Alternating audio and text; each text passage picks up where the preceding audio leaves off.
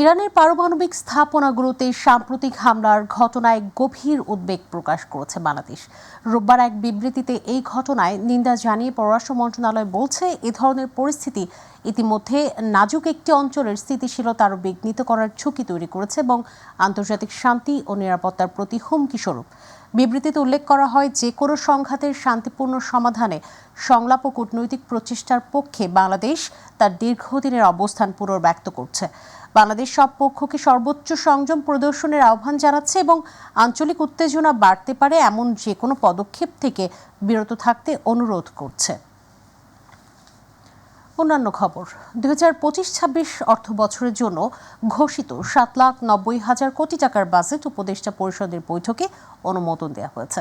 সকালে রাষ্ট্রীয় অতিথি ভবন যমুনায় প্রধান উপদেষ্টা অধ্যাপক মোহাম্মদ ইউনূসের সভাপতিত্বে অনুষ্ঠিত উপদেষ্টা পরিষদের বৈঠকে অর্থ উপদেষ্টা সালাউদ্দিন আহমেদ চলতি 2024-25 অর্থ বছরের সম্পূরক বাজেট, নির্দিষ্টকরণ অধ্যাদেশ এবং অর্থ অধ্যাদেশ 2025 সংশোধনের প্রস্তাব উপস্থাপন করেন। পরে তার সর্বসম্মতিক্রমে অনুমোদন দেওয়া হয়। আগামী 1 জুলাই থেকে এই বাজেট বাস্তবায়ন শুরু হবে। ঘোষিত বাজেটে তেমন কোনো পরিবর্তন আসেনি, তবে সমালোচনার মুখে ফ্ল্যাট কেনা ও ভবন নির্মাণে অপ্রদর্শিত বা কালো টাকা সাদা করার সুযোগ প্রত্যাহার করা হয়েছে। নতুন বাজেটের মাধ্যমে 5.5% প্রবৃদ্ধি অর্জনের লক্ষ্য অন্তর্বর্তী সরকারের। যে টিউশন ফি যে বাড়ায় এবং বেশিরভাগ সারপ্লাস ইনকাম, কিন্তু এটার ভিতরে আমি গেলাম না, কি হয় আপনারা নিজেরাই জানেন। যারা বোর্ডে থাকে তারা কি করে না করে, জমি কেনে, জমি কী দামে কেনে, সেগুলো আমাদের জিজ্ঞাসা না। অতএব আমরা এটা একটা এসে দিলাম যে ঠিক আছে আমরা কমিয়েছি, কিন্তু আপনার যে টাকাটা থাকবে ওটা ব্যয় করবেন development of the laboratories, development of the classroom, curriculum, library, কিন্তু সেগুলো করে না তারা বেশি। রাজনৈতিক প্রভাবমুক্ত থাকার পরও হতাশার বাজেট প্রণয়ন করা হয়েছে বলে মন্তব্য করেছেন বিএনপির সহ আন্তর্জাতিক সম্পাদক ব্যারিস্টার রুমিন ফারহানা। তিনি বলেন, শিক্ষা ও স্বাস্থ্যে যে বরাদ্দ তাতে আমূল পরিবর্তন আনতে পারত অন্তর্বর্তী সরকার, যা পরবর্তী নির্বাচিত রাজনৈতিক দলগুলোকে চ্যালেঞ্জ ছুড়ে দিতে পারত। দুপুরে রাজধানীর গুলশানে একটি হোটেলে বেসরকারি গবেষণা সংস্থা সিপিডি আয়োজিত বাজেট সংলাপে তিনি কথা বলেন। এ সময় শিক্ষাকে মানব সম্পদে রূপান্তরিত করার কথা বলেন বিশিষ্ট অর্থনীতিবিদ ও পাওয়ার অ্যান্ড পার্টিসিপেশন রিসার্চ সেন্টারের নির্বাহী চেয়ারম্যান ডক্টর হোসেন জিল্লুর রহমান। শিক্ষা হচ্ছে, বাট মানব সম্পদ হচ্ছে না। Education is not translating into human capital. এটা শুধু বাজেটের বিষয় নয়, অ্যাজ এ হোল শিক্ষা কমিশন হয় নাই। সিভিল সোসাইটিও আমরা কিন্তু শিক্ষা নিয়ে বড় ধরনের ন্যাশনাল ডায়ালগ করি নাই। একটা সরকার কল্যাণমুখী কিনা সেটা দেখতে হলে আপনাকে দেখতে হবে শিক্ষা, স্বাস্থ্য, সামাজিক সুরক্ষা, এই 3 খাতে বরাদ্দ কিরকম। ইউনেস্কো বলছে যে শিক্ষায় বরাদ্দ হওয়া উচিত 6%, আমাদের দেশে হয় 2%। স্বাস্থ্যে বরাদ্দ হওয়া উচিত 5%, আমাদের দেশে এই বছর হয়েছে 0.75 or 0.78%।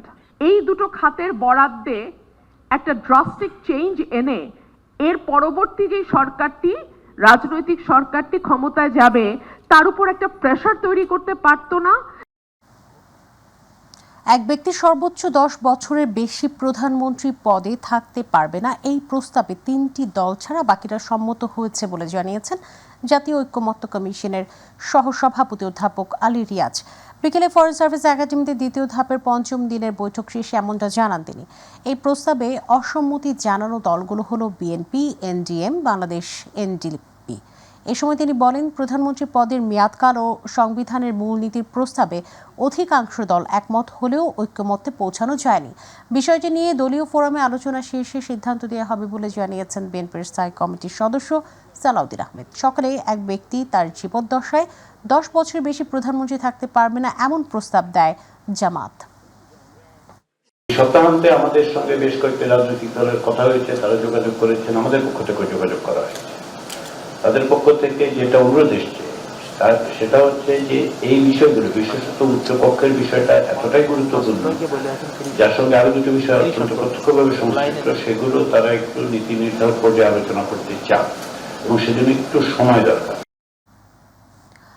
সংবিধান লঙ্ঘন করে বিগত 3টি নির্বাচনে অনিয়মের কারণে সাবেক প্রধানমন্ত্রী শেখ হাসিনাকে প্রধান করে ইসিতে অভিযোগ জানিয়েছে বিএনপি। সকালে বিএনপির জাতীয় নির্বাহী কমিটির সদস্য সালাউদ্দিন খানের নেতৃত্বে 3 সদস্যের প্রতিনিধি দল অভিযোগটি দায়ের করেন। সাবেক প্রধানমন্ত্রী শেখ হাসিনা ছাড়াও সাবেক 3 প্রধান নির্বাচন কমিশনার, অন্যান্য কমিশনার ও সচিব সহ 19 জন এবং অজ্ঞাতনামাদের বিরুদ্ধে ব্যবস্থা নিতে নির্বাচন কমিশন এই অভিযোগ দিয়েছে বিএনপি। এ সময় সালাউদ্দিন খান আরও জানান, যারা নির্বাচন পরিচালনা করছেন সেসব জেলা উপজেলা পর্যায়ের কর্মকর্তাদের অন্তর্ভুক্ত করা হবে। যেহেতু তারা সংবিধান লঙ্ঘন করে ফৌজদারি দণ্ডবিধি অপরাধ করেছে, এই কারণের জন্য তাদের বিরুদ্ধে আমরা মামলা করার জন্য আমরা শেরেবাংলা নগরে আমরা যাচ্ছি। এখন শেরেবাংলা নগরে আমরা সেই এফআইআর দাখিল করব। সেই এজাহারের মধ্যে 19 জনকে আপনার নাম ধরে উল্লেখ করেছি, অজ্ঞাত আরও আছে, যেটা তদন্তকারী কর্মকর্তা খুঁজে তাদেরকে বের করবে।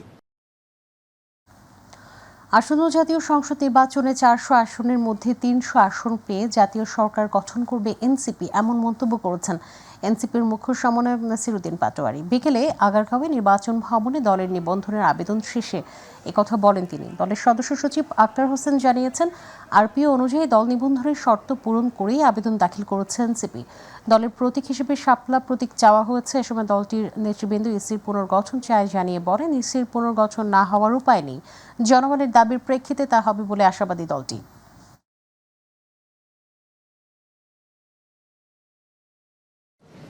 সাংবাদিক বন্ধুগণ, জাতীয় নাগরিক পার্টি এনসিপি দলের প্রতীক হিসাবে নির্বাচন কমিশনে যে আবেদন দাখিল করেছে, সেখানে আমরা 3টি প্রতীককে দলের প্রতীক হিসাবে আমরা আবেদন করেছি। কিন্তু আমাদের দলের প্রতীক হিসাবে নির্বাচন কমিশনের থেকে আমাদের প্রত্যাশা হলো নির্বাচন কমিশন দলের প্রতীক হিসাবে আমাদেরকে শাপলা বরাদ্দ প্রদান করবে। বিএনপি মহাসচিব মির্জা ফখরুল ইসলাম আলমগীরের সঙ্গে বৈঠক করেছেন ঢাকাস্থ মার্কিন রাষ্ট্রদূত Tracy Ann Jackson, chargé d' affaires. সকালে রাজধানীর গুলশানে বিএনপির চেয়ারপারসনের কার্যালয়ে বৈঠক অনুষ্ঠিত হয়। পরে স্থায়ী কমিটির সদস্য আমির খসরু জানিয়েছেন, আগামী বছরের ফেব্রুয়ারিতে নির্বাচনের তারিখ নিয়ে সবার মধ্যেই স্বস্তি ফিরেছে। তিনি বলেন, মতপার্থক্য থাকবেই, তবে যেসব বিষয়ে ঐক্য হবে সেসব বিষয়ে কাজ করা হবে। আমির খসরু বলেছেন, বাংলাদেশের নির্বাচন নিয়ে বিএনপির পরিকল্পনার বিষয়ে বৈঠক আলোচনা হয়েছে। সুষ্ঠু নির্বাচনের মাধ্যমে বাংলাদেশের শান্তিপূর্ণ ট্রানজিশন দেখতে চায় যুক্তরাষ্ট্র। বাংলাদেশের নির্বাচন, আগামী দিনের নির্বাচন এবং এই ক্ষেত্রে আমাদের বিএনপির প্রস্তুতি সহ আমাদের মতামত এবং তারেক রহমান সাহেবের বৈঠকটা অ্যাপ্রিসিয়েট করা হয়েছে, যে লন্ডনে যে বৈঠকটা হয়েছে তারেক রহমান সাহেব এবং চিফ অ্যাডভাইজারের সাথে, সেই মিটিংয়ের গুরুত্ব তারাও অনুধাবন করতে পারছে এবং সেই মিটিংয়ের ফলে যে একটা বড় ধরনের দেশের মধ্যে একটা স্বস্তি আসছে এবং নির্বাচনমুখী হয়েছে, সেটাও আলোচনায় আসছে।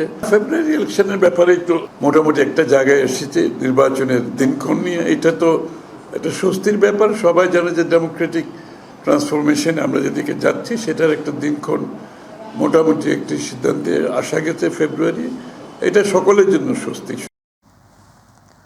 জামায়াতে ইসলামীর কেন্দ্রীয় কার্যালয়ে দলটির আমির ডাক্তার শফিকুর রহমানের সাথে বৈঠক করেছেন জাপানের রাষ্ট্রদূত সাইদা শিনিচি। বৈঠকে জাপানে আমদানি রপ্তানি, কৃষি খাতে বিনিয়োগ সহ দেশি বিদেশি বিভিন্ন বিষয়ে বিশদ আলোচনা হয়েছে বলে জানান সেক্রেটারি জেনারেল মিয়া গোলাম পারওয়ার। বাংলাদেশে অবাধ, সুষ্ঠু এবং অংশগ্রহণমূলক নির্বাচনের প্রত্যাশা জানান জাপানের রাষ্ট্রদূত সাইদা শিনিচি। আফজাল হোসেনের রিপোর্ট। বাংলাদেশ জামাতে ইসলামের কেন্দ্রীয় কার্যালয়ে দলটির আমির ডাক্তার শফিকুর রহমানের সাথে সৌজন্য সাক্ষাৎ করেন জাপানের রাষ্ট্রদূত সাইদা শিনিচি। বৈঠকে দুই দেশের সম্পর্ক এগিয়ে নেওয়া, কৃষি শিল্প সহ বিভিন্ন পণ্যের আমদানি রপ্তানি বাড়াতে বিশদ আলোচনা হয়েছে বলে জানান জামাতের সেক্রেটারি জেনারেল। আমাদের আমির জামাত বাংলাদেশ এবং জাপানের শিল্প, বাণিজ্য, ব্যবসার ক্ষেত্রে উভয়ের সাথে আমরা কিভাবে আরো সমৃদ্ধ হতে পারি, উত্তরোত্তর অগ্রগতি হতে পারে, আমদানি রপ্তানি পণ্যের ব্যাপারে আমরা কি করতে পারি সে বিষয়ে আমাদের মাননীয় প্রেসিডেন্টের সাথে মত বিনিময় করেছেন। আমরা আশাবাদ ব্যক্ত করেছি যে সামনে উত্তরোত্তর বাংলাদেশ এবং জাপানের মধ্যে, ইভেন জামাত ইসলাম এবং জাপানের সঙ্গে বন্ধুত্বপূর্ণ ঘনিষ্ঠ সম্পর্ক সামনের দিকে উত্তরোত্তর এগিয়ে যাবে। এ সময় বাংলাদেশে একটি অবাধ, সুষ্ঠু এবং অংশগ্রহণমূলক নির্বাচনের আশা প্রকাশ করেন জাপানের রাষ্ট্রদূত।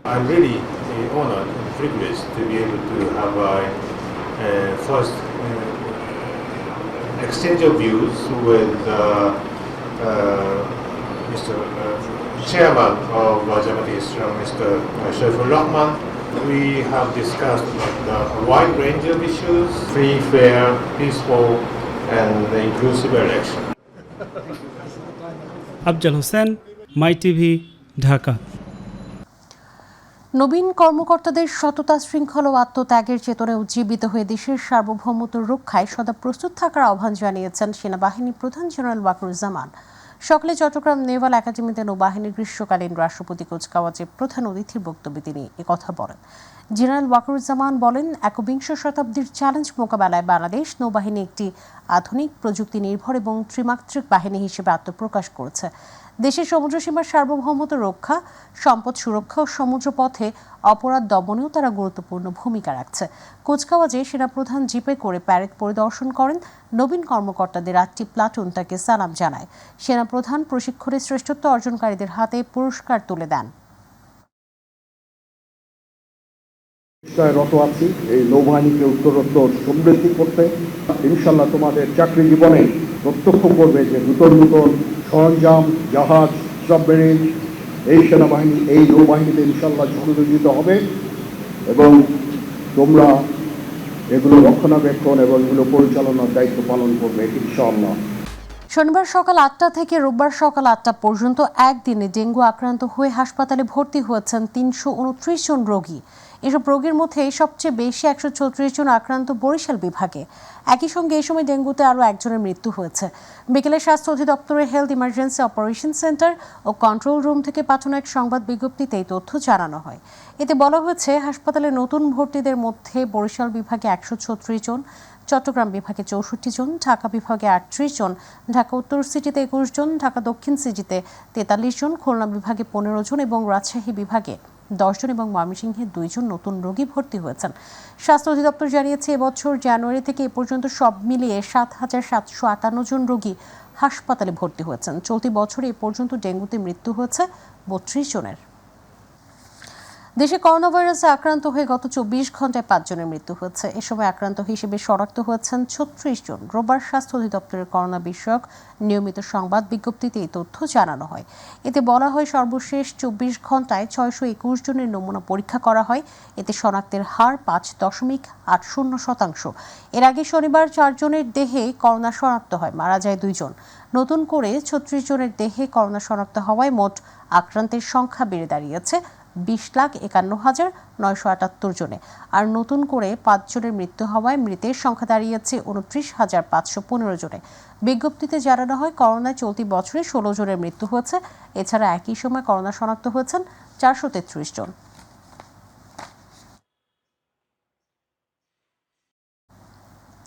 করোনা ভাইরাস আক্রান্ত হয়ে আরও 2 জনের মৃত্যু হয়েছে চট্টগ্রামে। এ নিয়ে মৃতের সংখ্যা দাঁড়ালো 4 জনে। আজ এই তথ্য জানিয়েছে জেলা সিভিল সার্জন কার্যালয়। করোনায় মৃত্যুবরণ করা 2 জন হলেন পটিয়া উপজেলায় মোহাম্মদ ইরশাদ ও কর্ণফুলী উপজেলার বাসিন্দা ইয়াসমিন আক্তার। করোনা শনাক্ত হলেও ইরশাদ কিডনি রোগে এবং ইয়াসমিন ফুসফুসের সংক্রমণ জটিলতায় ভুগছিলেন। পাশাপাশি ইয়ামিনের যক্ষ্মাও ধরা পড়ে। দুজনই চট্টগ্রাম জেনারেল হাসপাতালের আইসিইউতে ভর্তি ছিলেন, সেখানেই তারা মৃত্যুবরণ করেন। এদিকে 24 ঘন্টায় নতুন করে আরও 12 জনের করোনা শনাক্ত হয়েছে। এখন পর্যন্ত মোট করোনা আক্রান্তের সংখ্যা দাঁড়িয়েছে 74 জনে। এর মধ্যে নগরীতে শনাক্তের সংখ্যা বেশি।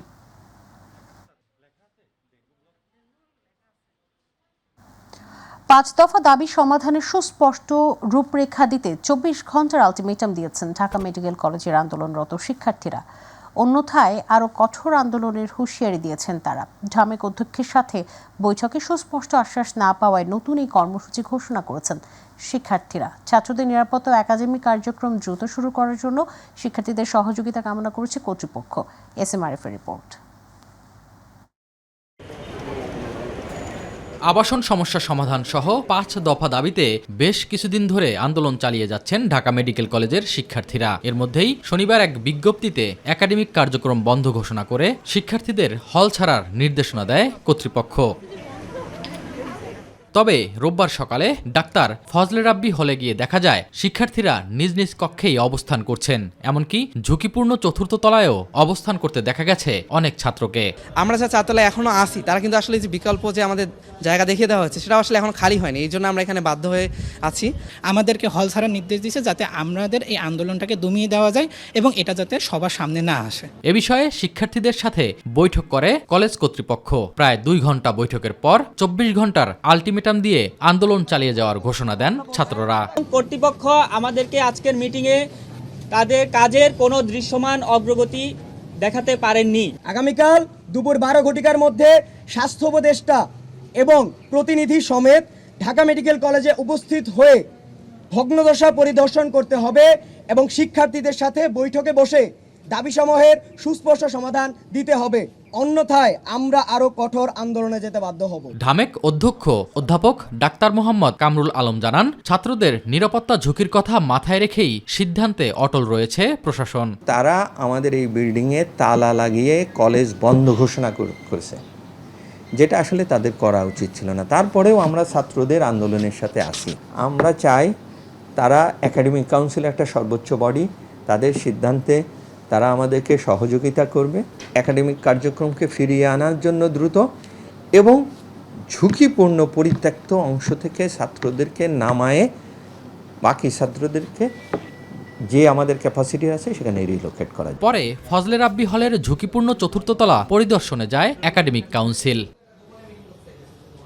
এস.এম. আরিফ, মাই টিভি, ঢাকা। নিয়মকানুন মেনে তথ্য প্রযুক্তি খাত থেকে বিপুল পরিমাণ বৈদেশিক অর্থ আয় করা সম্ভব বলে মনে করেন বিএনপির স্থায়ী কমিটির সদস্য আমির খসরু মাহমুদ চৌধুরী। দুপুরে তথ্য প্রযুক্তি খাতের অন্যতম বৃহৎ অন্তর্ভুক্তিমূলক ও বহুমাত্রিক আয়োজন বিপিও সামিটে তিনি কথা বলেন। অন্য বক্তারা বলেন, 2030 সালের মধ্যে 3 লক্ষ টেকসই কর্মসংস্থান ও $5 বিলিয়ন মার্কিন ডলার আয় করার লক্ষ্য নিয়ে কাজ করছেন। বিপিও সামিটে লক্ষ্যে পৌঁছাতে মাইল ফলক হিসেবে কাজ করবে বলেও উল্লেখ করেন বক্তারা। Private sector, but the government cannot promote business, for God's sake. This is a wrong idea we've been trading on for too long. The private sector has to connect the private sector on the other side. Trade bodies should connect with each other. The sectors, the Silicon Valley should connect Bangladesh, IT-related business and all others. This is why I set up this office from the government, but the employees there were private sector guys. ভোলার চরফ্যাশনে কয়েক বছর ধরে বৃষ্টির পানিতে জলাবদ্ধ জীবনযাপন করছেন 3 শতাধিক পরিবার। পানি নিষ্কাশনের ব্যবস্থা না থাকায় বৃষ্টি হলেই এই গ্রামের ঘরবাড়ি সহ ডুবে যায় চলাচলের সড়ক। ড্রেন নির্মাণ করে পানি নিষ্কাশনের ব্যবস্থার দাবি জানিয়েছে এলাকাবাসী। চরফ্যাশন প্রতিনিধি শাহাবুদ্দিন হাওলাদারের রিপোর্ট, জানাচ্ছেন ইলিয়াস কমল। উপজেলার জিন্নাগড় ইউনিয়নের উত্তর মাদ্রাজ গ্রামের কাশ্মীরপাড়া ও মাস্টারপাড়ায় 3 দিনের বৃষ্টির পানিতে এসব ঘর প্লাবিত হয়েছে। খাল ও কালভার্টের মুখ ভরাট করে অপরিকল্পিত জনবসতি গড়ে তোলায় বন্ধ হয়ে পড়েছে পানি নিষ্কাশনের পথ। চতুর্পাশে আপনার যে দরজাগুলো বাঁধছে এরা এই বাঁধে রাখছে, এখন পানি সরার কোনো লাইন নেই। ফলে আমাকে সব বাড়িঘর ডুবে যায়, ডুবে গেলে আমরা এই পানির তলে থাকতে আসি, বাড়ি থাকতে পারি না, ঘরে পানি উঠতেছে, বৃষ্টি হয় ডুবে যায় বাড়িঘাট, স্কুল থেকে আসা অনেক সমস্যা হয়, যাইতে পারি না। পানিতে বাচ্চারা স্কুলে যাইতে না, মুক্ত যাইতে না, লেখাপড়া করতে না, কষ্ট হয়। পানি নিষ্কাশনের স্থান না থাকায় বৃষ্টির পানিতে ডুবে আছে যোগাযোগের একমাত্র সড়ক সহ 3 শতাধিক ঘরবাড়ি। খাল, বিল, পুকুর ডুবে যাওয়ায় বিশুদ্ধ পানির সংকটে রয়েছে পরিবারগুলো। দীর্ঘ সময় পানিবন্দী হয়ে থাকার ফলে এইসব পরিবারের সদস্যরা পানিবাহিত নানা রোগে আক্রান্ত হচ্ছেন। এই পানিতে গোসল করার কারণে, এই পানিতে খাওয়ার কারণে অনেক বাচ্চা কাচ্চা, অনেক বয়স্ক লোকজন অসুস্থ হয়ে পড়ছে। পানিবাহিত বিভিন্ন রোগের সৃষ্টি হইতেছে, এই যে বাচ্চাদের হাতে পায়ে বিভিন্ন ধরনের স্ক্রাইবস রোগ সৃষ্টি হইতেছে। অপরিকল্পিতভাবে ঘরবাড়ি নির্মাণের ফলে এই ধরনের পরিস্থিতি সৃষ্টি হয়েছে দাবি করেছে স্থানীয় প্রশাসন। এ সময় যথাযথ ব্যবস্থার আশ্বাসও দিয়েছেন উপজেলা নির্বাহী কর্মকর্তা। বিষয়টা নজরে এসেছে, আমরা খুব দ্রুতই এই জলাবদ্ধতা নিরসনের জন্য কালভার্ট অথবা খাল অথবা অন্য যে কোনো ড্রেনের মাধ্যমে আমরা এই জলাবদ্ধতা নিরসনের ব্যবস্থা গ্রহণ করব। ড্রেন বা খাল নির্মাণ করে স্থায়ীভাবে পানি নিষ্কাশনের দাবি জানিয়েছেন ভুক্তভোগী গ্রামবাসীরা। ইলিয়াস কমল, মাই টিভি।